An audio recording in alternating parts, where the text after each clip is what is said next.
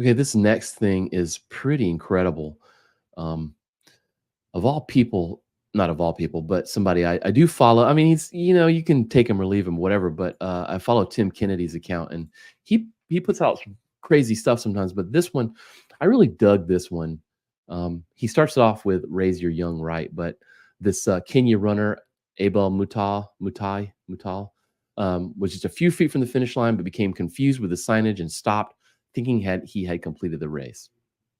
Another runner, a Spanish runner, Ivan Fernandez, was right behind him, and realizing what was happening, started shouting, but they didn't speak the same language. So he like grabbed him and moved him, and helped him win the race. And the journalist asked, Ivan, why did you do that? And I replied, my dream is that someday we can have a kind of community where life, kind of community like where we push and help each other to win.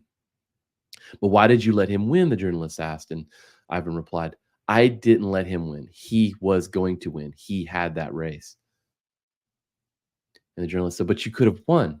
And Ivan said, looked at him and he replied, but what would be the point of that? What would be the merit? I wouldn't have beaten him with my skills. I would have just beaten him by tricking him.